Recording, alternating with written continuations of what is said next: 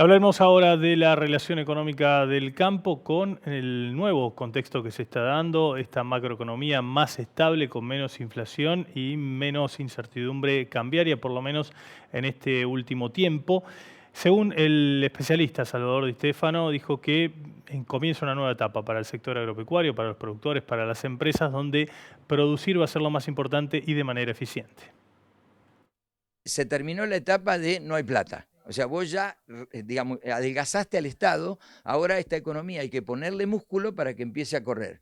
Entonces, nace otro plan económico. Este es otro plan económico. Basta de no hay plata. Ahora tenemos que producir, crecer y meter onda para la productividad. Si vos mirás los granos, la liquidación de granos que hace el gobierno, vos este año tenés la segunda más grande de la historia y no tenés ni la primera, ni la segunda, ni la tercera cosecha más grande de la historia. ¿Qué quiere decir?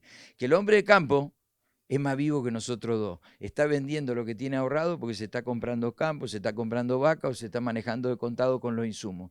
Mientras la gente se queja, el hombre de campo actúa. Fíjate que ¿por qué el ternero vale tanto y el gordo vale menos? Porque el hombre de campo está entrando a la ganadería. Si vos querés entrar a la ganadería, tenés que entrar por los terneros. Entonces los terneros no lo parás. Entonces, el hombre de campo se está reinventando. Para mí, el hombre de campo es el que mejor lee la economía de Milei.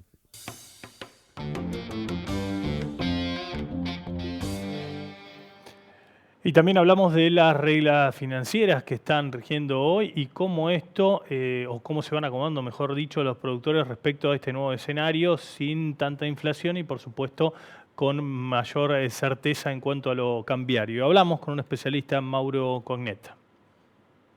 Cambió el negocio y lo cierto es que, bueno, a ver, las reglas del juego antes, en términos del mundo financiero, era estoquearse, bueno, sobraban los pesos, las tasas eran negativas si la comparábamos con la inflación, uno se podía financiar y se licuaba y había mucha necesidad de cobertura.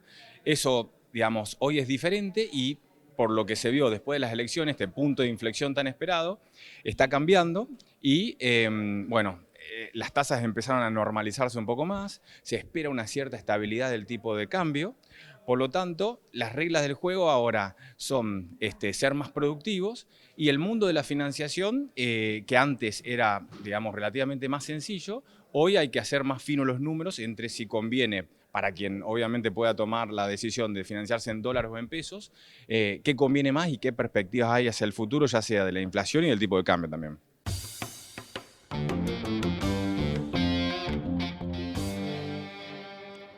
Cognetta también analiza qué le conviene más a los productores, a los empresarios agropecuarios en este contexto de tasas de interés que tiene la Argentina, si financiarse en pesos o en dólares. Alguien, una empresa de metalmecánica, una empresa, un productor agropecuario que genera dólares, claramente es conveniente que se financie en dólares, obviamente si la tasa es conveniente, ¿no? Pero también puede mirar de reojo cómo está la tasa en pesos continuamente y hacer un juego en lo que nosotros llamamos, algo que por ahí a priori suena difícil, que son los sintéticos, que es la combinación de dos variables, la tasa en pesos y la tasa en dólares, ¿no? Y el tipo de cambio. En ocasiones conviene directamente no tomar una financiación en dólares si la tasa a la cual uno puede acceder, ya sea un préstamo bancario, un descuento de pagarés, etcétera, si la tasa en pesos es menor, puede uno directamente financiarse en pesos o hacer algún tipo de cobertura con los futuros de tipo de cambio.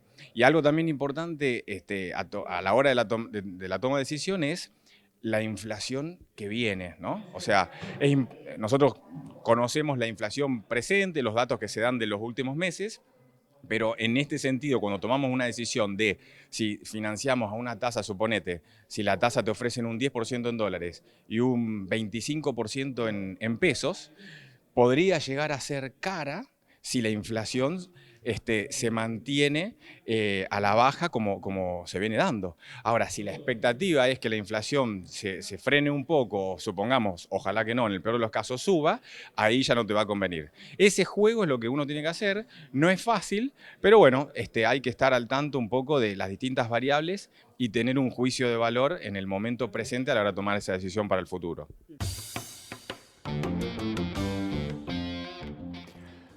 Y sobre las nuevas reglas financieras que enfrentan los productores agropecuarios en este contexto, en este plan económico 2, vendríamos a llamarlo, del gobierno de Javier Milei, también hablamos con Diego Palomé, que es consultor en finanzas, y decía lo siguiente.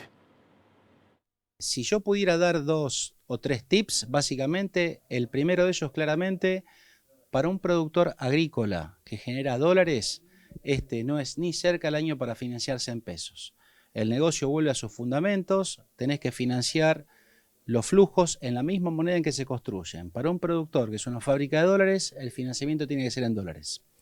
Segundo punto, Argentina no tiene un problema de liquidez. Hay muchos dólares disponibles en el sistema financiero. Casi el 50% de los depósitos no están prestados, independientemente de que los bancos no solamente se fondean por depósitos, también lo hacen emitiendo en el mercado de capitales y tomando líneas de bancos de corresponsal de afuera. Dicho eso, y no habiendo un problema de liquidez, la plata, los dólares para financiarse de corto plazo están caros. Hablamos de un rango de 8% anual como barato, 12% anual como caro. En el contexto de un negocio, y me refiero a la agricultura sobre alquileres, donde las tasas de rentabilidad, los márgenes sobre el capital invertido, estructuralmente es bajo. Entonces, cuando había tasa negativa, al revés, digamos, la plata de terceros apalancaba el margen de tu negocio. Hoy te muerde parte del margen.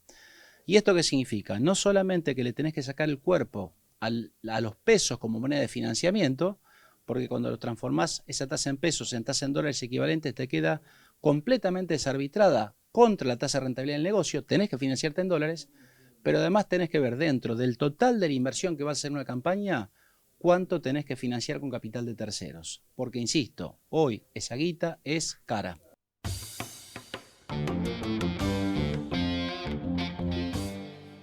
Seguimos hablando del mercado financiero para contarles qué pasó con las principales monedas en su equivalencia con el peso en este día martes, después del feriado, y vamos a repasar el tipo de cambio básico, por supuesto, y después obviamente vamos a compartir todo lo que tiene que ver con el tipo de cambio efectivo y los mercados alternativos. Empezamos por el tipo de cambio básico, hoy todo para arriba, el euro 1.620 pesos para la compra, 1.720 para la venta.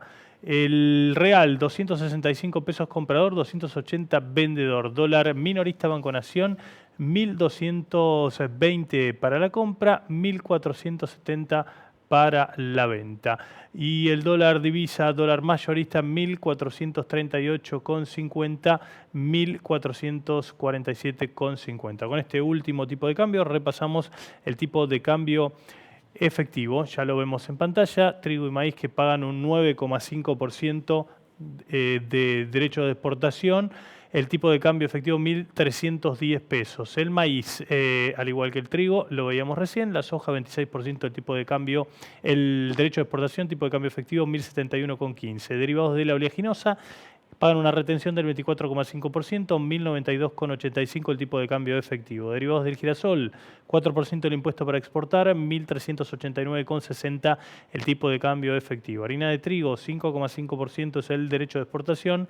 El tipo de cambio efectivo quedó en este día martes en 1.367,90. La carne vacuna y la carne aviar que pagan un 5% de derecho de exportación. El tipo de cambio efectivo 1.375,10 con 10 centavos. Por último, repasamos los dólares financieros que ocurrió hoy en el tipo de cambio alternativo. Dólar MEP para arriba, 1.468,80. El contado con liqui también cerró para arriba respecto del peso, 1.526,3 centavos. Y el dólar blue en el mercado paralelo también, cerrando hoy la jornada de martes con saldo positivo respecto del peso, 1.460 pesos en el mercado paralelo. Vamos a compartir una segunda parte de Diego Palomé, el especialista en finanzas de agroeducación, quien se refirió a cuáles son las actividades que van a estar más comprometidas en cuanto al financiamiento y los desafíos que van a enfrentar en la próxima campaña. Él se refirió al tambo, al sector de los cerdos, a los vacunos y también a los productores de pollos. Las cadenas de valor en pesos, caso de la leche, caso de los cerdos, caso de la ganadería, el pollo, los consumos en términos generales correlacionan un poco más indirectamente, pero ajustan necesariamente.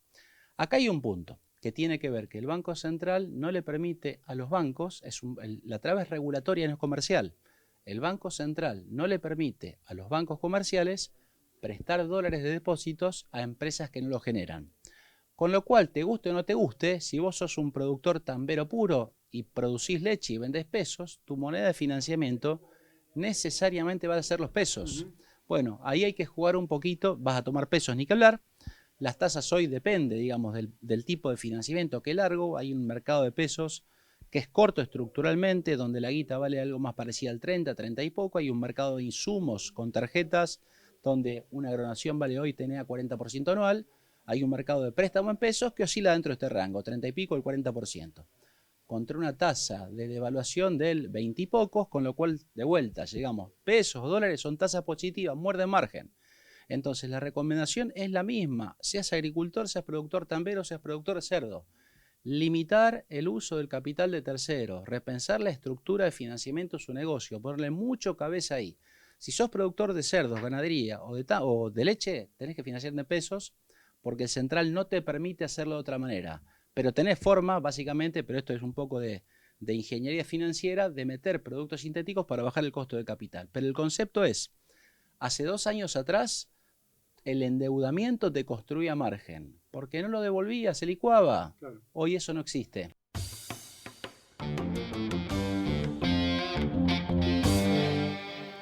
Nueva pausa en la edición central, enseguida volvemos con más.